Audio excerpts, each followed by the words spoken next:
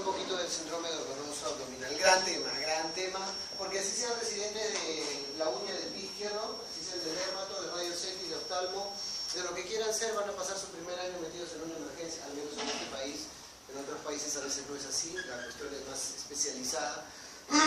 Pero en este país, sean R1 de cualquier especie o de cualquier especialidad, van a tener que estar en la emergencia y recibir al paciente con los pies por delante, les guste o no. Por supuesto, de acuerdo a la especialidad, lo atenderán y si no se harán los locos, se les cayó algo, pasará de frente, miraron afuera, le llamó el baño, cualquier cosa menos verlo. Pero esto lo van a ver constantemente y es útil que ustedes lo conozcan y lo sepan enfrentar. Porque si no lo enfrentan en el hospital, no va a faltar que como ustedes son médicos, el vecino, la abuelita, mi nietecita está estudiando medicina, estoy orgulloso de ustedes, la empleada del vecino, cualquiera va a tener un dolor abdominal y los van a llamar. Así que para que no queden cochinos, la idea es, vamos a ver qué cosa vamos a enfrentar en este síndrome doloroso abdominal. Hablamos de un problema de abdomen agudo, y hay abdomen agudo llamado médico y el abdomen agudo llamado quirúrgico, ¿no es cierto? Evidentemente la gran diferencia está en que el abdomen médico de tipo quirúrgico terminará en sala de operaciones o con algún procedimiento de ese tipo. El médico es un procedimiento un poquito más complicado y toma algunas cosas más de por medio. Pero inicialmente un abdomen agudo siempre es un dolor que se inicia de forma brusca, forma reciente y presenta un dolor abdominal no esperado, evidentemente, en las primeras 24 o 48 horas. Ya cuando les llega un abdomen a la emergencia que tiene pues 3 días, 5 días, hace una semana, doctor, que está con el dolor, ya lo pueden tomar con más calma, ¿no? Pero cuando es un problema doloroso de entrada, la cosa es así. Les pido por favor que en la medida de lo posible me traten de escuchar y seguirme, porque lo que yo hablo más es de mi experiencia, de la experiencia de la especialidad de más de 15 años. Entonces cuando hablo de esto lo van a encontrar ustedes en internet, ¿no? Y mejor todavía más bonito, colores, con emoticones. Yo voy a tratar de transmitirles otro tipo de información y la experiencia habla más que lo que ustedes vayan a leer. Entonces si tienen grabadoras, iPad y todo lo demás, después cobro comisión.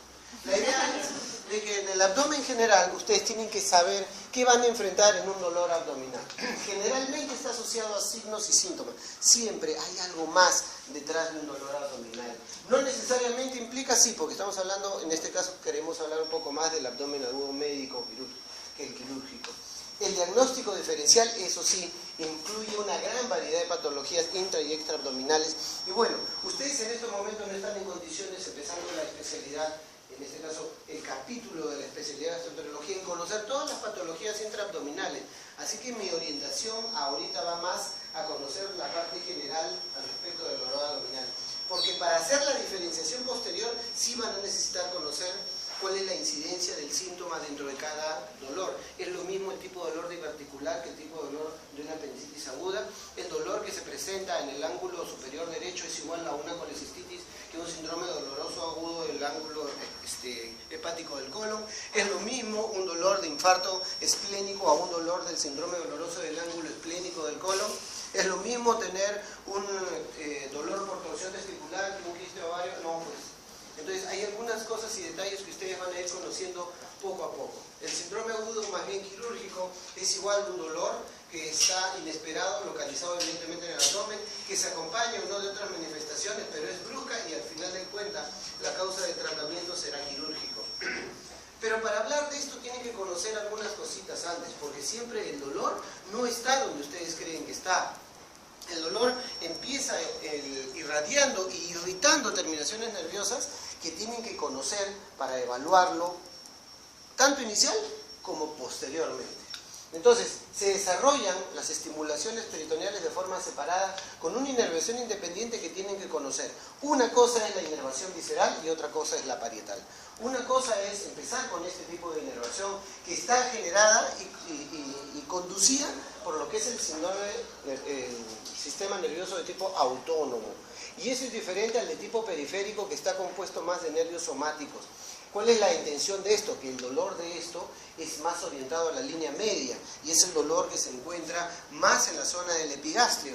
Es como el Centro General de Control, es como el Ministerio de Defensa, es como el Pentagonito. Ahí se concentra todos los sistemas de defensa del organismo como un sistema sensorial. Algunos lo llaman hasta plexos solares, una conjunción de los sistemas neurovegetativos y nerviosos donde van a coincidir todas las estimulaciones de cualquier otro tipo.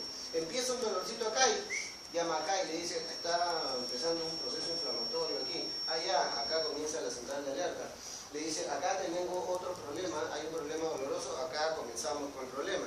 Mi vesícula comienza a inflamarse, ojo, ojo, tenemos un problema al lado derecho. Y así, entonces comienza siempre a haber primero un trastorno de tipo visceral orientado a la línea media y por supuesto siempre a nivel epigástrico. Entonces se puede confundir, por eso una pancreatitis empieza siempre en el epigastrio, incluso una colecistitis puede empezar primero en el epigastrio, una apendicitis empieza en el epigastrio, el primer dolor puede empezar de una diverticulitis aguda incluso por ahí. Entonces oriéntense siempre en que las primeras horas de un dolor pueden ser orientados ahí, pero la clínica es la que les manda a ustedes y les dice hacia dónde voy. El problema de dolor de tipo parietal, que ya se ve estimulado por nervios de tipo somático, ya habla de la cosa mucho más avanzada y nos habla de un dolor más unilateral, o sea, más localizado, sea en uno o más cuadrantes, porque ya nos está diciendo que el órgano en sí se está inflamando y los nervios alrededor del mismo se vienen estimulando. Entonces, una cosa es el dolor visceral y otra es el parietal. Acuérdense de eso porque lo van a tener que recordar en toda su vida. Y eso hace que el dolor visceral localice en esa zona algunos aspectos que para nosotros es tan importante. Acuérdense siempre, no me interesa cuál sea la clasificación que utilicen ustedes, pero recuerden que ustedes van a dividir su abdomen topográficamente. ¿En cuánto quieren? ¿En 4 o en 9? Así que yo les sugeriría que dividan su abdomen en 9 áreas topográficas. Hipocondrio derecho, hipocondrio izquierdo, epigastrio, flanco derecho, flanco izquierdo, mesogastrio y hipogastrio y flancos derechos y izquierdos. ¿Cómo? Fosas. Así que tenemos 9 partes topográficas que le van a ayudar a localizar el dolor de tipo parietal. Yo no me puedo equivocar, yo tengo derecho. Cuando vemos que hay dolor epigástrico, podemos estar recibiendo irradiación de parte del estómago hasta la segunda porción de duodeno. Ojo, una úlcera duodenal que está incluyendo un proceso de inflamación, que sea penetrante y que puede estar llegando a perforarse, incluso puede producir un dolor tan intenso y irradiación a este nivel. Pero también el hígado, cuando existe una inflamación aguda, no crónica, aguda, porque el dolor, ¿el hígado produce dolor? ¿Qué produce dolor? En distensión aguda, así es, porque puede ir creciendo poco a poco, lentamente, como sucede en el hígado graso, que agarra un tamaño que puede doblarlo, pero la cápsula se ha ido distendiendo lentamente y progresivamente y no le ha producido mayor problema. Lo que más va a producir es una percepción de un globo de fiesta lleno de agua del lado derecho. Esa es una sensación de tipo peso, sensación que se conoce como dolor gravativo, ¿no? Ustedes lo ven en semiología. Entonces, cuando vemos comprometido el estómago hasta la segunda porción, hígado, vía biliar en sus inicios, páncreas y vaso, es decir, vía biliar me refiero cuando hay coledocolitiasis o incluso cuando está comprometida la vesícula biliar, páncreas y vaso, y el que es dependiente de esa capa embriológica inicial que deriva del intestino anterior. Esta área embriológicamente destinada a convertirse poco a poco en estas áreas topográficas, pues puede dar irradiación con un dolor muy subgéneres a nivel epigástrico. Entonces, cuando duele la parte epigástrica, podemos tener envueltos cualquiera de estos órganos, por lo cual mi obligación ahora va a ser reconocer cuál de esos son los que están inmersos en el problema. Igual en el dolor periumbilical, tengo en el mesogastrio dolor, tengo en la región periumbilical y el área por lo general está distribuida de la gemación del intestino medio, que viene de la capa embriológica y está hablando desde la segunda porción de duodeno a los 2/3 proximales del colon transverso. Imagínense todo lo que tenemos por delante, ¿no es cierto? O sea, todo intestino, yeyuno, ilio y los 2/3 proximales del colon transverso. Estamos hablando de ciego, colon ascendente, incluso parte del transverso medio. Y el dolor abajo, el dolor suprapúbico o el dolor hipogástrico, viene todo lo que es colon transverso distal hasta el borde anal. O sea, a estos niveles podemos llegar con estos dolores. Y cuando un paciente venga con un dolor a este nivel, todo lo que esté alrededor topográficamente, hablando del sistema digestivo, porque incluso el dolor suprapúbico o hipogástrico puede ser dado por aspectos de área urológica, por ejemplo, o aspectos de tipo pélvico, como en el área ginecológica en las damas. Bueno, las damas es otro plano. Para variar, como siempre, me complico la vida, ¿no? Y en anatomía y en gastroenterología la siguen complicando porque la caja de Pandora más grande la abren ellas, ¿no? Ellas tienen algo que nosotros no tenemos y nosotros tenemos algo que ellas no tienen. Pero como ellas algo más que nosotros no tenemos, nuestro diagnóstico diferencial en ellas es mayor. Así que cuando viene una mujer con dolor abdominal de mi abdomen para abajo, sufran, chicos, sufran, tienen derecho. Ya vamos a ver por qué.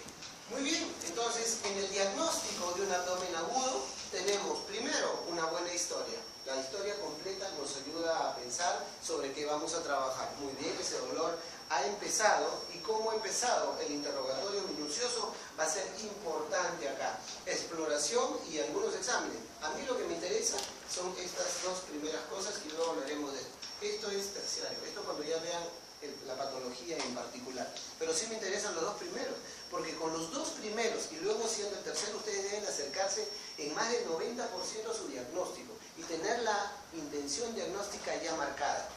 En estos dos primeros es donde ustedes en su chip, en su disco duro, van a tener que tener grabado un protocolo muy especial, y es este: las características del dolor. Esto lo deben haber visto desde semiología, pero es ahora en medicina que van a aplicar eso. Pues acuérdense que en medicina es piso por piso, así que ustedes han construido las bases, han construido los sótanos, han ido poco a poco desde semiología, y ahora en medicina 2 van a tener que ir aclarando sus panoramas mucho más, ya verificarlo más. Entonces, cuando hablamos del dolor abdominal es importante ver la forma de aparición, el tipo de dolor, la intensidad, ritmo, localización, gradación, duración y evolución, la actitud del paciente frente al dolor y los síntomas que vengan alrededor de él. Eso se va a traducir en un interrogatorio minucioso de un paciente con dolor. El paciente que viene con dolor siempre acéptenlo con un familiar, sobre todo el familiar que haya estado más cerca a él y que conozca la situación. A veces el paciente o ustedes están con un dolor que no quieren ni hablar. Si alguno ha tenido la desesperante sensación de un dolor abdominal intenso y ha ido a emergencia por el mismo, no da ganas ni de hablar ni de abrir la boca en muchos casos. Es preferible tener siempre un familiar que haya estado cerca de nosotros. Si no lo hay, ni modo, hacer el esfuerzo de decir qué es lo que sucede, y para eso hay que hacer esta interrogación. Grábenselo en su chip, pónganselo en la pierna, mézclanse en el tobillo, en la mano, en la palma, grábenlo, tatúenlo, pero estas son preguntas claves a la hora de presentar. ¿Y por qué? Por muchas razones en especial. La forma de aparición. La forma de aparición puede ser brusca, súbita, o puede ser lenta y progresiva. Al ser brusca, ustedes deben pensar que cuando un dolor se aparece de la nada, de forma intensa y de forma brusca, ya les está diciendo básicamente dos cosas: o es un trastorno vascular o es un trastorno de perforación.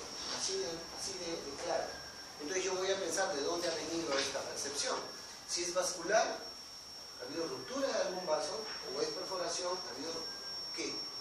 Que la luz del intestino se ha roto por alguna razón, o mejor dicho, alguna víscera hueca se hizo hueco. Y esa perforación es así.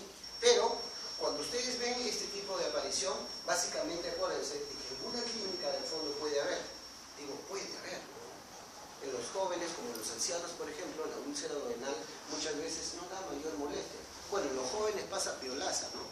Porque en los jóvenes valoran muchos síntomas en particular. Más si tengo mi jueves presangriento, viernes sangriento, sábado de gloria, domingo resurrección y lunes de perdón. Entonces ahí se me baraja todo. ¿Qué pasa el domingo? Ya estoy pasando la resaca del sábado. Tengo mi ardor, dolor, todo me cayó mal, la chela estaba mal, la mezcla que hicieron, me esperan en el suelo, mira que es un falso. Cualquiera de las cosas le va a dejar mal. Entonces, ¿qué es lo que hacen normalmente? Solapan cualquier sintomatología, hacen una bonita dieta, toman harto líquido, qué bonitos son, están en su cama muriéndose mientras están hidratando y haciendo dieta. Solapan cualquier proceso y pasa desapercibido. Alguna vez de esas, fíjense su deposición a ver si hacen negro. Si hacen negro, conversamos. Porque así pasa solapa. La úlcera duodenal en los jóvenes muchas veces no da síntomas, y el primer síntoma de la úlcera duodenal es melena. ¡Poc! Se abrió la úlcera, bienvenido sea a otro mundo. Y si la cosa es lenta y progresiva, me habla de un trastorno más bien de tipo inflamatorio.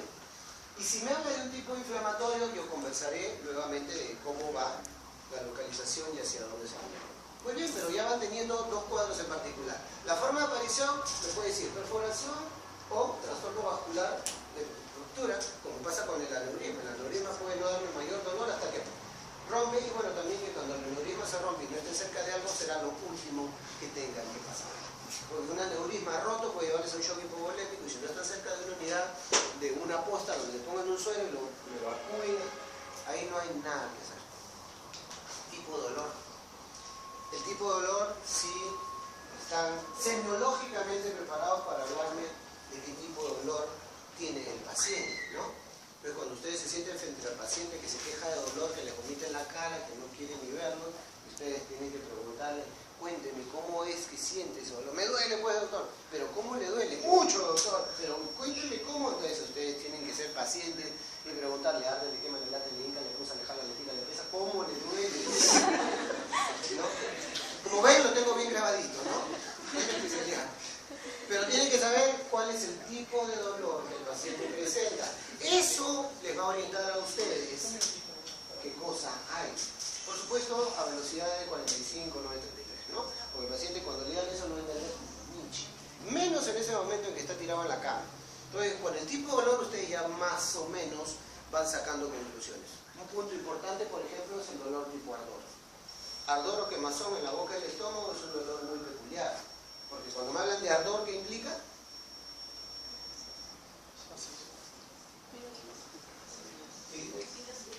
¿Ah? No tengo miedo, dilo más. Es ahora cuando se pueden equivocar, láncenme más. Estoy bañado en aceite, no me jodo. Ahora es cuando se tienen que equivocar, me pregunten todo, porque cuando sean médicos ya no van a poder. Y cuando eso suceda, no van a tener un médico al costado que muchas veces los va a mandar por un tubo, simplemente no les va a hacer caso. Más bien, van llegando más interesadas. Qué gusto, yo dije, seguro, está bien. Eso quiere decir de que estamos hablando de que hay un proceso ácido péptico probablemente. Entonces estamos hablando de un problema probablemente de gastritis. Me encantó tu gordita.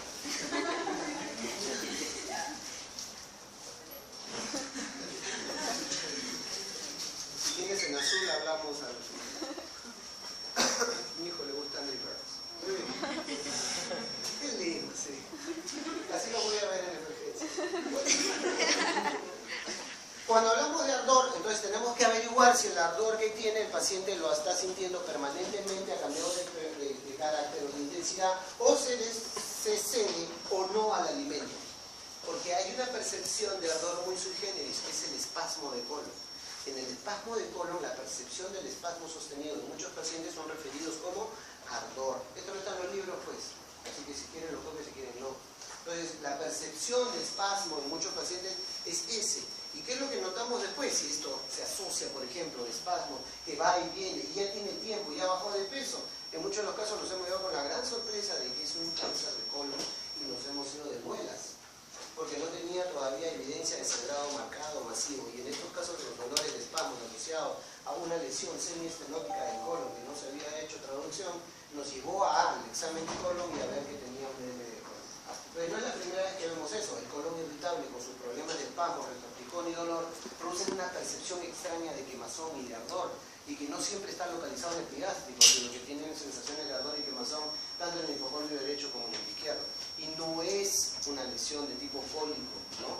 Hablamos de cólico y espasmos también, ¿no es cierto? Cuando hablamos de retortijón, ¿es lo mismo que cólico? ¿Es lo mismo hablar de cólico que retortijón? Porque todo el mundo lo utiliza como si fuera lo mismo.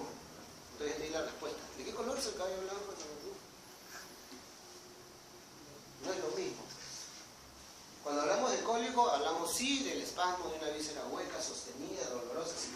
Pero retortijón implica un dolor de la misma naturaleza, también espástico, de un tiempo y carácter más corto y más suave. Por ejemplo, el espasmo de dolor puede ser en un cólico del uréter, ¿no es cierto?, de la vía biliar. El retortijón tiene que ver mucho más con el intestino delgado. Por ejemplo, el espasmo y cólico que representa el dolor de colon está basado en la fisiopatología de lo que son los complejos migratorios. ¿Se acuerdan ustedes? Los complejos migratorios son diferentes en el intestino delgado que en el intestino grueso. A ver, ponemos para atrás para la fisiología. Y los complejos migratorios son más rápidos en el intestino delgado. Cuando los complejos son irritados o son estimulados, este complejo produce espasmo y es más rápido. Entonces el paciente le duele, le suelta, al ratito otra vez le duele, le suelta otra vez. El colon no, el colon viene el dolor y está ahí, clavado, rato, luego al rato le suelta. Es mucho más lento, dura más tiempo, el paciente tiene una percepción no solo del cólico retortijón, cálculo, sino la quemazón y la percepción de quemazón que tiene por el espasmo sostenido. Entonces hay que diferenciar. Más fácil es en un dolor cólico de tipo nefrítico o biliar, porque el nefrítico me va a dar una característica muy sugerente, de adelante hacia atrás, de adelante hacia los labios, o hacia el escroto, o hacia el pene, dependiendo de la elevación del dolor y sobre todo por dónde esté migrando por el uréter. Porque yo puedo tener cálculo, no se van a extrañar, tiene un dolor, me tomo ecografía y me dice, litiasis renal bilateral, mancaron, eso les deriva el cerebro para otro lado. Yo si tengo cálculos en la pelvis, no produce dolor. Está en la pelvis, está colgando ahí. ¿El cálculo cuándo duele? Cuando se mueve, cuando migra, cuando se desprende el pedacito y comienza a caer al uréter, es el parto del hombre, que es más largo. Ya saben por qué. Cólico, si ustedes odian a alguien, deseenle, por Dios, te deseo un cólico nefrítico de lo mejor. Porque no hay posición que valga en el cólico nefrítico. Así que si odian a alguien, ya saben qué hacer. Por favor, suspendan eso, no graben eso por de los derechos humanos. Pero es un dolor exquisito y que no calma con nada y con ninguna posición, es increíble. Algunos dicen que calma, pero he visto posiciones sumamente exuberantes en mis 15 años que han sido espectaculares. Posición de uno, pero estamos hablando cuando en mis tiempos empezaba con dolor abdominal y íbamos en estas unidades que recién se creaban de atención domiciliaria. Fuimos a una casa a buscar a un paciente con dolor abdominal y supuestamente tenía cálculos renales, porque él ya sabía que tenía cálculos renales. ¿Dónde estaba el señor? Entramos al cuarto y el señor no se lo encontraba, al menos no se lo veía inicialmente, no estaba en la cama, no estaba paseando, dando vueltas, esperábamos que venga, hasta que escuchamos una voz que nos dice, doctor, y vemos en la cama bien y no lo veíamos al pata y las cortinas caían, no lo veíamos, vemos en la cortina y el pata estaba de cabeza. El pata se había clavado entre la esquina, parado de cabeza con los pies hacia arriba. Nunca lo íbamos a ver hasta que nos vio en los pies y dijo, está el doctor, será el doctor. Dice él que era la única forma que le calmaba el dolor. O sea, hay posición antálgica en el cólico nefrítico, descrito está que aparentemente no hay, porque una vez que el cálculo se estaciona en el uréter y comienza el espasmo, así te pares de cabeza, te va a doler. Bueno, este pata parado de cabeza decía que no lo sentía, porque estaba parado, echado, posición monumental, como lo quieran, y le dolía intensamente. Hay pacientes que necesitan hasta bloqueo, ¿no? Bloqueo de tempo nervioso dentro de la médula para poder pasar el dolor tan intenso que es el cólico. Por eso, si alguien tiene un cariñito por ahí, deseenle en parte arriba. Muy bien, no. Entonces, veamos el dolor. El ardor no siempre, como les digo, es lo mismo. Entonces, el dolor epigástrico, que no es ardor, es gastritis. Tengo un dolor en la boca del estómago, pero cuando como, me cede, doctor. O sea, como y lo apago. ¿Eso es? Más una gastritis. Pero tengo un olor a ardor, doctor, que cuando como me empeora, me arde más. ¿Eso es? Muy bien. Pero ¿sabe qué, doctor? Tengo un dolor, ardor en el estómago, pero coma o no coma, está igualito. ¿Eso es? ¿Alguien en eso? Entonces, eso es lo que me para los sentidos y eso es lo que le hace diferencia del portero que está abajo. Porque si al portero le dicen, oye, ¿te arde cuando comes? Ah, sí, doctor, tengo mi úlcera. Ah, lo friega. Ellos pueden ver lo evidente. Ustedes son Thundercats, ¿entienden? Van a ver más allá lo evidente. Para eso están acá, para que ustedes se preparen al futuro. Porque no quiero que sean el portero de abajo ni la esquina de nadie. Ahora están en un mundo competitivo y ahorita tienes que ser mejor que el contable, el derecho y el izquierdo. Solo en su intuición y en lo que haya grabado es lo que va a hacer la gran diferencia entre lo que escucha. Porque como verán, lo que estoy hablando lo van a encontrar en algún libro. Búsquenlo. Muy bien. Entonces, hablando del tipo de dolor, fíjense que ese dolor epigástrico que no tiene esa característica me puede decir, ojo, que recién estoy informando a mi comando central que está produciéndose un problema en alguna parte. Entonces, ese paciente que entra con dolor en la boca y el estómago que no tiene características ulcerosas, no lo dejen ir. Si viene en su emergencia y ustedes están, dirán, yo me acuerdo la clase del extraordinario doctor Moise que me dio en la universidad y me dijo que cuando el dolor no tenga característica ninguna, lo deje. ¿Por qué? Porque ese dolor puede migrar y ese dolor se puede convertir en una apendicitis. Más si el paciente viene, doctor, hace 2 horas he empezado con este ardor. Si les dijera a ustedes que tengo 8 horas, o desde el día de ayer, más de 24 empezar con el dolor ahí, otra cosa. Pero si dice el doctor, hace 4 horas que empezó con dolor y lo tengo ahí, obsérvenlo, hidrátenlo, mírenlo, que no coma nada, hagan sus pruebas, su hemograma, su examen de orina y vean cómo evoluciona. Puede darle sorpresas, como puede desaparecer. Y así, los dolores de tipo peso o tipo gravativo, ¿qué lo da? Lo da por lo común cuando la sedosa se inflama. Y sobre todo, en el caso de las hepatitis agudas. ¿Algún otro órgano que crezca y que produzca dolor rápidamente? El vaso. ¿En qué casos? Porque la serosa es la que más duele cuando se inflama, ¿no es cierto? Así que si yo tengo un infarto esplénico me puede doler como puede que no. Puedo tener un infarto pulmonar, puedo tener una neumonía y no sentir absolutamente nada si es que no está cerca de la pleura, ¿verdad? Muy bien, son cosas semejantes. Ustedes deben de pensar, cólico, retortijón, ardor y un dolor muy peculiar. Es el de la pancreatitis, cuando empieza, es un dolor marcado. Está prendido el sistema de audio, ¿no? Sí. ¿Ese es lo que da el pitito? Porque acá está apagado. Abajo del micrófono. Hay una cajita. No. Esa cajita larga que está debajo del teclado. Aquí apagar el... Ahí está. Apaga. Listo. No es que ese pitito...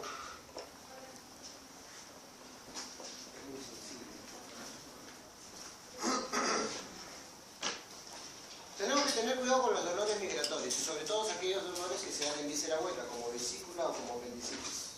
Son dos tipos de dolores muy particulares y que con los dolores en víscera hueca no hay que jugar. El primero es por la inflamación que produce un dolor de tipo visceral y luego hay que estar detrás del dolor de tipo parietal y el somático, que es muy importante. Sin contar con el dolor irradiado, o sea, del dermatoma, de la radícula, inerva esa zona. Es lo que pasa, por ejemplo, con la vesícula. La vesícula puede darme un dolor visceral, sí, primero me puede doler la boca y el estómago, y allí permanentemente. Cuando la vesícula se inflama y se torna en aguda, ustedes van a ver cómo el dolor migra hacia el lado derecho, produciendo la sintomatología clásica que ya conocerán. Pero cuando eso se produce y ese nervio ya está irritado, pues el dolor puede tornarse muy sugerido, dolor a la espalda, dolor en el hombro, dolor en el brazo, el famoso infarto del lado derecho, ¿no? Que es muy característico, y eso les está hablando de estas características de dolor. Por eso, en cuestión de dolor, fíjense en los criterios. Si tengo un dolor en la boca y el estómago y no tengo una justificación, lo dejo en emergencia y lo observo. Por ejemplo, en la pancreatitis puede tener un dolor, pero no ha consumido nada que juzgue el problema. Es decir, doctor, me tomó una sopita con papita amarilla y después de eso va a venir un dolor espectacular. Y es que muy probablemente no hizo ninguna justificación. Una sopita de fideos con papita amarilla puede justificarme tanto dolor. Algo más ha habido ahí, o algo más está pasando para que produzca esto. Salud. Entonces, bajo mi duda de sospecha en la clínica, yo me quedo tranquilo. Yo sé que hay otra cosa de por medio. Puede ser flaco, puede tener dolor. No hay antecedente digestivo. ¿Por qué tanto dolor? Empieza con náuseas y vómitos. Pero si un dolor en la boca y el estómago, náuseas y vómitos, siempre dicen gastritis. Elaboren bien su anamnesis. Es un ardor, es quemazón, serio con el alimento, aumenta con el alimento, ha empeorado, porque si ustedes le dan el famoso cóctel bloqueador H2, inhibidor de bomba más un antiespasmódico, le va a bajar el dolor, pues, pero no le bajará el 100%. Le va a bajar el dolor y te van a ver, sí doctor, ya me bajó un 50%, un 40%, 60%. Y le dicen, muy bien, váyase al consultorio de gastro, tome esto y en un par de días lo van a atender y le van a estudiar. Y a las 12 horas el pata está de nuevo, ¿no? Un dolor más intenso, náuseas y vómitos más marcados. Y es que la pancreatitis es una gran simuladora. El inicio de una pancreatitis aguda puede empezar como si fuera una gastritis aguda. Entonces, ustedes están tratando una gastritis cuando es una pancreatitis que así le pongan mucina, así le pongan dragón, así le pongan ranitidina o bloqueador de bomba, el dolor va a persistir. Y es donde ustedes van a darse cuenta de qué cosa hay por medio. Si no tomó nada y nada por el estilo ahí alrededor, fíjense si hay algún trastorno metabólico. El dislipidémico, por ejemplo, que puede ser delgado y no necesita ser gordo, sufre de colesterol o triglicéridos de forma metabólica. Le falta algo para metabolizarlo adecuadamente. Entonces está relacionada la hipertrigliceridemia, los niveles mayores de 400 con niveles de pancreatitis aguda de forma espontánea, con los cristales que están depositados en la ampolla, en el luz de Wilson, y eso produce un inflamación, si apaga la luz, es probable, pancreatitis aguda, a pesar de todo, es forma espontánea. Puede tener un quiste biliar y nunca lo hemos visto, y ha habido inflamación, peor todavía. Entonces, ojo, los dolores que no guarden una explicación adecuada a ustedes, siempre que venga de emergencia, primero lo dejo, lo observo. Entonces, el tipo de dolor es importante. La intensidad. En la intensidad sí tenemos un pequeño inconveniente, porque la intensidad es una pregunta de tipo objetiva o subjetiva. Subjetiva, y depende de qué? Del umbral de dolor de cada persona. Depende mucho de su sistema neurovegetativo y de cuánto dolor aguanta. Hay gente que podemos atravesarle la oreja con una aguja y dejarlo ahí con un piercing y siente nada. Pero hay otra que basta que le saquen la punta de la aguja y está gritando, ¿no es cierto? Le van a sacar sangre y no quiere y se desmaya. La intensidad es un patrón algo subjetivo y tienen que tomarlo con pinzas. Entonces ahora se habla de tablas o reglas de medición del dolor y vemos si hay dolor. Por ejemplo, señor, a usted ahora le duele tanto como antes, más, doctor. Entonces usted le dice, si este es el dolor que usted manifiesta, o sea, como 10, ¿cómo estaba antes? O de repente ahora, ayer estaba como 10 y ahora está más que 10, ¿cómo estaría? La cosa es que hay reglas que miden de 0 a 10 y para ver si el dolor ha bajado de 10, que era lo más intenso que ella ha sentido, o el paciente ha sentido, a 7, a 8, a 5, etc. Son siempre parámetros de tipo subjetivo, pero en medicina, como saben ustedes, hay pacientes. Y eso quiere decir que la enfermedad va de acuerdo a mí, a mi personalidad, a mi carácter, a mi forma de ser, a mi sensibilidad, a mi umbral de dolor. Y si yo soy de los que tengo tendencia a ir al Tíbet, a hacerme mi baño de lama y tener mis trastornos neurovegetativos bien guardaditos, y soy un paciente meditador, pues puedo aguantarme el dolor en muchos casos. Tuvimos el caso de un joven, muy tranquilo, que se aguantó su apendicitis aguda durante 7 días. Por supuesto, conforme fue avanzando, el pata decía, pero no siento mayor cosa, ¿no? Pero el pata ya comenzó a perder el apetito, no hacía fiebre, ¿no? Y a la hora que entraron, tuvimos que entrar porque de la noche a la mañana, ¡pum!, puso duro acá. Y le dolía un poquito. Estaba en una peritonitis del ajo, pero le dolía un poquito, ¿no? Y no hacía fiebre. Estamos hablando de una persona de 22 años, joven, ¿no? Bastante tolerante al dolor. Al 7º día se ingresó efectivamente una peritonitis, puse en el abdomen y me estaba diciendo que siempre tenemos que tener una orientación al respecto, seguirlo, porque los problemas personales, o sea, las tendencias personales nos pueden llevar a confusión, lamentablemente. Las personalidades, y eso me habla de la intensidad, por ejemplo, más que del tipo de dolor, la intensidad, la irradiación, a veces la duración, la actitud y los síntomas, en muchos casos dependen del paciente y cómo él se prolonga al respecto. El paciente, por ejemplo, ansioso, aprensivo, estresado, preocupado, nervioso, depresivo, ese tipo de personalidad tiene un umbral de dolor muy bajo. Y ese paciente es el más showman que viene a la emergencia. Es el que viene, que están todos con los pies por delante, pero él viene caminando, gritando y haciendo show. Yo quiero que me atiendan, yo está aguante, me duele como cancha, quiero que me vean, yo quiero que me atiendan, que me pongan a nada. Es el que más problemas causa en la emergencia. Ya lo van sacando, no Mate, Coca-Cola, Pepsi-Cola, Inca-Cola también. Ya lo van catalogando y ustedes van viendo cómo se desarrolla mientras él habla, grita y dice lo que quiera. Y ustedes van viendo cómo es la evolución del dolor. La percepción hace de que el paciente con estas cualidades muy sui generis haga que baje, bueno, tiene un umbral del dolor muy bajo, pero eso hace que amplifique mucho la percepción del dolor. Entonces puede para nosotros, como es característico, por ejemplo, los que tienen síndrome de intestino irritable tienen por lo general, patológicamente, un umbral de dolor muy bajo y sufren de lo que se conoce como hipersensibilidad visceral. La hipersensibilidad visceral es este fenómeno que trata de que hay una mayor percepción de aquello que normalmente podría ser normal. Si yo tengo 100 centímetros cúbicos de aire en mi intestino, para una persona convencional puede pasar desapercibido. El trabajo que haga en el intestino, los ruidos y el esfuerzo que haga para eliminar esa cantidad de gases puede pasar desapercibido. Ustedes jamás lo van a sentir, ni lo van a saber.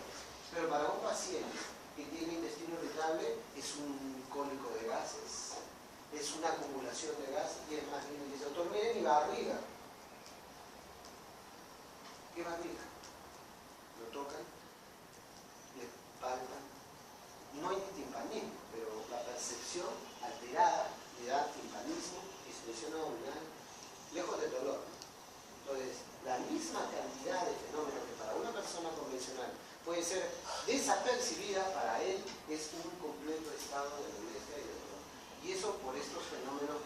¿ya? Y una alteración neurovegetativa de fondo.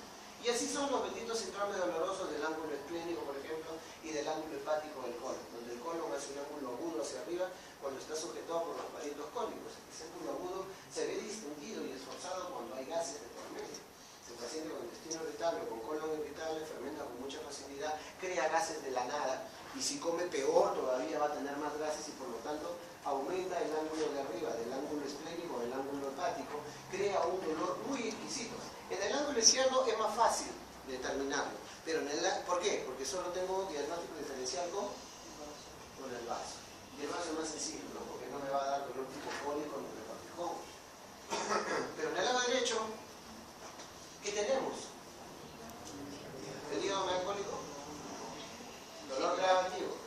¿La vesícula? Tendría que ser muy subgéneris la presentación, porque la vesícula cuando empieza. ¿Cómo empieza? Con náuseas, con vómitos, igualito que el colon irritable, pero al examen puede dolerme en el área vesicular o palpar la vesícula. Si palpan la vesícula con dolor, el diagnóstico está hecho, ¿verdad? Pero en la palpación de la vesícula no será más del 20-30%, así que tienen un 80-70% de posibilidades que puedan errar, a menos que tengan una ecografía de la mano cerquita. Entonces, siempre es importante la anamnesis. Forma, tipo, intensidad, y como les digo, es subgénero. Pero, si nos guiamos realmente por la intensidad, los más dolorosos son los tenebrantes. Pancreatitis, por ejemplo, un proceso inflamatorio neto del páncreas con una gran inervación produce un dolor exquisito. La perforación produce un dolor muy subgéneris y muy particular. El cólico nefrítico, cuando el uréter hace la lucha sostenible para montar el cálculo. ¿Ustedes, alguno sufre de cálculo renal? ¿Ninguno? No hay ninguno. Qué bien. Porque cuando vean un cálculo renal le van a poner nombre, le van a poner pañales. Va a ser su hijo. ¿Han visto los cálculos? Los cálculos son de ácido úrico, de calcio. Pero estos cálculos son como un erizo. ¿Conocen el erizo? Así son los cálculos. Imagínense una piedra con espículas que baja a través del uréter. Entonces, imagínense lo que hace a través del uréter, la irritación que causa, el dolor que produce y el espasmo reactivo por vencer eso. Porque en una de esas bajan las espículas y se clava y se estaciona en el uréter. A ver, muevan. Por eso es que a veces hay que entrar a operar y sacar el bendito cálculo de el uréter. O esperar que el niño dé a luz. ¿No es cierto? Si sale, bendito sea. Si no sale, y si son varones, parto largo, asegurado. Pero la mujer la uretra es corta, así que sale rapidito, se derivan del problema fácil. Pero el varón tiene un pequeño anexo en muchos casos. Un poco más de letra y eso es doloroso para los que no sufran, pero lo que veo. El otro punto es el ritmo. ¿Tiene ritmo el dolor? ¿En qué casos hay ritmo del dolor?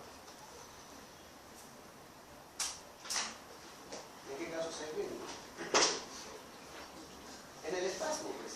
Cuando hemos hablado de cólico, cuando hemos hablado de retortijón, el ritmo más rápido es cuando tenemos problemas de intestino delgado. Cuando es más lento, en colon. Si tengo un espasmo que va y viene, puede ser la vía biliar, si está en el hipocondrio derecho, si está en el hipocondrio izquierdo. Puede tener ritmo en qué circunstancias. Si como o no como, al comer me viene dolor, si no como. O sea, hay diferentes condiciones con respecto al ritmo, en qué situación, en qué contexto voy a tener el dolor que va y viene. Va y viene. El dolor de colon es muy subgénerico, lo común va a consultorio, a menos que esté en una crisis increíble y el paciente vaya por el espasmo, por un dolor intenso. El paciente en estas condiciones ya está en una crisis no solo de dolor, sino neurovegetativa. El paciente llegó en un estrés por una circunstancia en particular. Puede venir con náuseas, con vómitos, porque la náusea y los vómitos son muy inespecíficos por sí mismos, pero asociados al dolor les va cantando muy bien la historia. Ahora vamos a llegar ahí. Irradiación, como les dije, si hablamos de vesícula, por ejemplo, que es lo más notorio, el dolor de la vesícula, agarra un dermatoma, que viene desde la espalda, puede producir dolor, no solo hacia adelante, que es característico ya cuando el dolor parietal se hace marcado, sino el dolor referido, el dolor irradiado por el dermatoma de la radiculopatía que causa la inflamación. Por eso viene el dolor de la espalda y hacia adelante. Ese dolor de espalda también puede irse irradiado hacia el hombro y el brazo derecho, al igual que lo puede hacer en el lado izquierdo, que el ángulo esplénico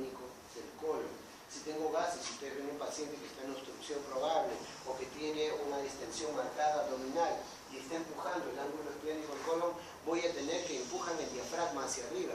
Cuando el diafragma se empuja y se moviliza, crea dolor, incluso en la parte de atrás. Cuando hay muchos gases y hay mucha impresión de las asas intestinales hinchadas por los gases, produce dolor en la espalda, y el dolor que produce el empujón del diafragma, la sobredistensión de las asas, en la parte posterior hasta produce dolor de hombros. Eso tengo que tenerlo bien clarito, saber si tengo una gran distensión de asas y sobre todo si está localizado derecho o izquierdo que produce dolor de hombro. Tenemos un dolor irradiado muy particular. El dolor del cálculo o del cálculo renal, el dolor del cólico nefrítico, es un dolor que va de atrás hacia adelante. A diferencia del vesicular que va de adelante hacia atrás, pero en este caso, sobre todo de atrás hacia adelante, de arriba hacia abajo, como va la ureter hacia adelante, hacia el escroto, los labios, etc. La cosa es la irradiación. La duración y la evolución. Como les digo, la duración, si es de intestino delgado, va a ser más corto que la que hace el colon. La evolución le va a decir el carácter y el tipo evolutivo. Si es lento y progresivo, hablamos de un proceso inflamatorio brutal. La actitud del paciente puede ser tranquila, como puede ser alterada. Si es tranquila, mejor para nosotros. Si es alterada, les juro que les va a estresar el resto de su guardia. Lo van a tener, me sigue doliendo, doctor, me sigue fastidiando, doctor, ahora siento el dolor acá, doctor, ahora lo siento acá, doctor, me duele aquí, doctor, me pongo acá, doctor. La actitud del paciente es desesperante y hay que saberlo tomar de la mejor manera, sobre todo objetivamente, porque eso puede hablarme de síntomas disociativos o síntomas más bien referidos, pero o creados por el sistema neurovegetativo. Qué difícil es poder hacer una diferencia al respecto. Por ejemplo, las náuseas y vómitos. Los signos y síntomas nos van a ayudar muchísimo a esto. ¿Dónde está el centro de la náusea? ¿Dónde está? ¿En el hombro? ¿En la oreja izquierda? ¿En la úvula? ¿El centro de la náusea está? Ahí. En el tronco cerebral. Al lado del centro de la saciedad. El centro de la náusea es el centro que está en el tronco cerebral. No está en el estómago, no está en el duodeno, no está en el hígado, no está en la vesícula, no está en ninguna parte de su tejido o sistema digestivo. Pero todo el que siente náusea, ¿dónde va? Al gastroenterólogo, ¿no? Porque tiene náuseas y vómitos y ya es un problema gastroenterológico. Pues sepan ustedes por qué un niño con otitis media, con fiebre y con dolor de oído, vomita, ¿no? ¿Por qué? Porque tiene la gastritis de fondo y se activó con la otitis, ¿no? O el joven que tiene faringitis aguda purulenta con cambios y fiebres tiene náuseas y vómitos, también problema digestivo. O las mujercitas que tienen infección urinaria, pero tienen náuseas y vómitos, también. Los que hacen tromboembolismo de piernas, por ejemplo, con celuloflebitis, y que hacen dolor, fiebre de miembro inferior, pueden cursar con celulitis de miembro inferior también. Los que hacen neumonía, los ancianos sobre todo, que no vienen ni con fiebre ni con leucocitosis, hacen neumonía pulmonar, me hacen náuseas y vómitos. O sea, el centro de la náusea no está siempre en el sistema digestivo. Se estimula ahora hay que hacer la diferenciación. Por eso una migraña me puede dar náuseas y vómitos. El problema está en que si vomito constantemente, sí me va a doler la boca y el estómago. ¿Sí o no? Chico, le va a doler. ¿Y por qué? ¿Qué significa el vómito? Contractura brusca del estómago para vomitar. ¿Qué más? Y del diafragma para yo vomitar. Y cuando yo entro en contractura brusca del estómago y del diafragma, hay dolor, pues. Así vomite una vez, o vomite 2 o 3, 4, peor. Después del vómito me queda doliendo la boca, el estómago y la parte posterior, ¿no?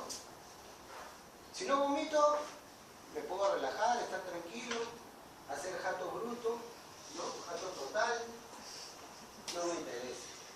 El asunto es, cuando yo tengo unas náuseas y vómitos, el paciente puede tener solo náuseas y vómitos, y no sé si ustedes han pasado por esa experiencia. ¿Quién es estresado? El paciente estresado, tenso, nervioso, hace náuseas permanentes. Entonces ya no es una náusea en relación a lo que come, Si yo tengo una náusea de tipo gastroenterológico, estoy estimulando ¿qué? Chuchero, se quiere jatear, lo comprendo. Puedes ir al fondo o fuera ahí y decirte. Solo por respeto, ¿no? Digo, se está hablando adelante, ¿no?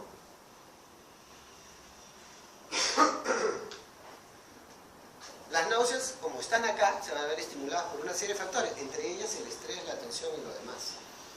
Entonces hay pacientes que vienen por náuseas permanentes. ¡Permanentes! Saquen bien su anamnesis. Una náusea permanente que no es estimulada por el alimento, me da mucho que hacer. Porque si yo tengo un órgano enfermo en el sistema digestivo abdominal, se estimula con el alimento. Entonces, si no como, mi sistema digestivo va a estar más que feliz, porque no estoy estimulando un órgano o un sistema enfermo. Mi vesícula, mi páncreas. Aunque el páncreas una vez que empieza, se tiene una característica muy especial. Cuando el páncreas se empieza y crea una cascada inflamatoria, los primeros 15 días son proactivamente inflamatorios. O sea, una vez que se desencadena todo el inflamatorio, no hay nada que lo pare. Por eso es que no hay ningún producto antipancreatitis. Porque solo hay que ver cómo evoluciona la pancreatitis después de haber activado la cascada inflamatoria. Y eso son los primeros 15 días. Los siguientes 15 días son la caída del proceso proactivo inflamatorio y viene la resolución del problema. Pero eso es otro capítulo. Pero deben saber cómo se va desarrollando el cuadro inflamatorio. Entonces, veámoslo de esa manera. Si yo tengo náuseas y vómitos, debo relacionar esas náuseas y vómitos con mi problema digestivo. El problema apareció y el dolor apareció después de comer, al comer, y en qué tiempo después de comer. Si yo comí y me dio dolor en la boca, en el estómago, me arde, me quema, muy bien, ¿qué me interesa saber de ese dolor? ¿Hace cuánto que comí? ¿Por qué? Porque si el dolor empieza 2 horas antes o 2 horas después, me puede confundir. Si yo he comido y me produce dolor, ¿quién es el recipiente de la comida? El estómago. ¿Cuánto tiempo pasa para que el estómago se vacíe en promedio? En promedio, puede ser antes, puede ser después, dependiendo de mi patología de fondo y el tipo de comida que tenga. A ver, díganme si no, si cuando se van a comer un chicharroncito con su camote frito, un café caliente, la sensación de pesadez y tenura queda por horas. Porque el chancho de por sí produce un movimiento intestinal lento, o sea, enlentece el movimiento. Son características particulares del alimento, como derivado de la cocoa. También enlentecen el movimiento, la menta también. Los excesos de harina, por ejemplo, si yo como harto tallarín, fettuccini o ravioles, exceso de pastas también puede enlentecerme el vaciamiento gástrico. Las parrilladas, se habrán dado cuenta ustedes en muchos casos cuando comen una parrillada en la noche, ya se llenan rápido, pueden comer un chorizo, máximo 2 y ya no entra la carne, ya no entra el chorizo, no entra nada. Entonces, no es porque tenga una úlcera en particular, sino he producido bruscamente una alteración motora dependiente del estrato que he metido por la boca. Pero la estimulación alimentaria puede llevarme a algo más. Y eso es lo que hay que buscar, que sea dependiente o no de ello. La falta de eliminación de gases y materia fecal. Acá la falta de eliminación de gases depende mucho de quién es el sujeto, ¿cierto? ¿Está acostumbrado a eliminar los gases o está acostumbrado a guardarlos? Ahí hay una gran diferencia, ¿no? Las damitas sí se acostumbran a no ir al baño y aguantar los gases, a diferencia de los varones. ¿Sí o no? Y cuando eso sucede, yo tengo que asociarlo, que tengo dolor, distensión abdominal y por sobre todas las cosas después del examen, cómo están los ruidos hidroaéreos. La fiebre, ya para que sea psicógena, tiene que pasar mucho tiempo, ¿no es cierto? Si la fiebre aparece es porque hay un proceso inflamatorio por medio y por lo menos ahí ha habido más de 12 a 48 horas de incubación de un proceso al cual tengo que yo buscar. Nicotina y shock siempre van asociados a la forma de aparición, es decir, a un cuadro sumamente rápido y brusco, es probable que yo tenga uno de estos dos cuadros de por medio. Y cuando esto se instaura, antes de eso, por lo general siempre hay náuseas y vómitos asociados al problema. Muy bien, revisemos de forma rápida lo que hemos conversado de esta forma. Cuando el dolor es intenso, agudo o intervalos, acuérdense, un cólico biliar cuando se para el cálculo dentro del colédoco puede en su inicio ser doloroso. Lo otro es una obstrucción mecánica. Igual, cuando se cierra una herida, por ejemplo, rápidamente, o una adherencia sobre el asa intestinal, puede producir un dolor súbito por el ahorcamiento del asa intestinal. es otro tipo de dolor. Pero la característica de este dolor agudo es que es a intervalos. Por lo general no es permanente porque el intestino viene, crea el cólico, el espasmo para tratar de liberar el problema, relaja el intestino, me relaja no del dolor, y otra vez vuelve el espasmo a luchar sobre eso y provoca el dolor. Cuando el dolor es agudo, intenso, persistente y aumenta con el tiempo, es lo que les dije, es un dolor de tipo inflamatorio, como pasa en la apéndice. Cuando el dolor es bien localizado, pocas cosas no dan un dolor bien localizado, pero por ejemplo la colecistitis aguda es uno de ellos por la irradiación que tiene hacia la espalda, igual que un aneurisma aórtico roto. La gran diferencia es que un aneurisma aórtico roto me entra en shock hipovolémico rápidamente, este no. Cuando es irradiado, hemos hablado de cómo el cólico renal me puede dar irradiación de tipo lumbar hacia la región abdominal. ¿Se puede agravar con los movimientos? Sí. Por ejemplo, el trastorno inflamatorio, cuando hay un órgano dentro de la cavidad abdominal que está inflamado, grande, y es inflamatorio, entonces cuando yo hago o someto la cavidad abdominal a un movimiento brusco, eso puede ocasionarme dolor. Si yo tengo la tripita, que es el apéndice, que está grande por la inflamación, y yo desencadeno un movimiento brusco con la caída de los talones, ese movimiento del apéndice sobre el meso que lo sostiene crea un jalón muy fuerte con dolor. Alivian los vómitos en la obstrucción, evidentemente. Si hay una obstrucción intestinal, se junta la secreción biliar, la secreción intestinal y todo lo que viene de la secreción gástrica, más lo que hayan comido. ¿De dónde se va a ir? ¿A dónde se va a ir? Ustedes siguen comiendo, la abuelita dice, tómate este sopita que te va a caer bien, otro plato de sopa. Este frutito te va a caer bien, te va a quitar el dolor, una taza más. Entonces están juntando una buena cantidad de líquidos, 200 a 400 de bilis, más los 300 a 400 de la secreción intestinal, más el litro 200 que puede producir la secreción gástrica con pepsina, el moco y todo lo demás, más la sopita, el caldito y todo lo que se imaginan lo que hay, una distensión abdominal con un dolor que cuando el paciente se libra de la presión, Washington, Arturo, lo que quieran, calma esa percepción, el paciente está tranquilo. Cuando tenemos una obstrucción, por ejemplo, médica, intestino delgado y entramos a hacer endoscopía, a veces nos encontramos con lesiones ulceradas del intestino delgado o obstrucción del intestino delgado por la adherencia con la inercia de la estenosis completa. Y luego entramos, podemos aspirar fácil 1,5 litros, 2 litros de secreción.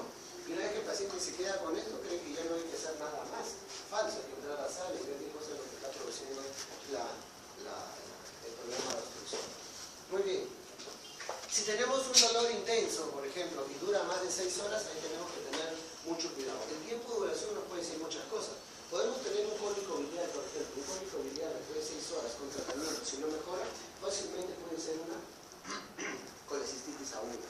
Si no mejora y no evoluciona bien el proceso inflamatorio, se va a convertir en un trastorno que no va a bajar. Y la pancreatitis, van a ver ustedes como en un lapso de 6 horas crece de una forma abominable. Y después de 24 a 48 horas, el cuadro se hace mucho más intenso. Intenso y la aparición brusca, por ejemplo, brusca, y eso es lo que tenemos que ver, cuando se aparece en minutos, en segundos, porque hay otro en minutos y cuando pasan varias horas. Cuando yo tengo una aparición brusca en segundos, como les dije, o es un problema de perforación o es un problema vascular, un aneurisma o un infarto. Siempre orientados, si tengo brusco y súbito, perforación o problema vascular, sea infarto, sea aneurisma roto. Comienzo rápido, pero que aumenta en minutos todos los otros procesos de tipo inflamatorio, como los cólicos, obstrucción intestinal, diverticulitis, pancreatitis, apendicitis. Esos son los que más problemas dan en minutos. Sobre todo cuando pasa el tiempo y vemos en horas, es en horas donde a mí me va dando otra idea. Por ejemplo, las colecistitis, el embarazo ectópico, los tumores penetrantes con la obstrucción no estrangulada, donde no hay compromiso vascular, donde no hay isquemia y donde no hay necrosis. Y cuando hablamos de los síntomas, volvemos a retomar un poco náuseas y vómitos. Pregunten siempre por esta situación porque les va a dar un índice muy marcado. El paciente se retuerce, grita de dolor, tiene dolor en el lado izquierdo, tiene dolor, náuseas y vómitos. Pero el vómito es antes o después de haber comido o no. ¿Qué es lo que está pasando ahí? Si el paciente no ha comido, viene después de haber almorzado y viene después de 6, 8 horas, ¿qué está pasando? No hay relación con lo que ha comido. Muy probablemente tengamos que dejarlo en observación y pensar que hay una apendicitis. Si este proceso más bien ha venido con los alimentos, Tenemos que pensar de que hay algo que haya reaccionado frente a ello. La fiebre y escalofrío, ni hablar, está hablando de la contaminación.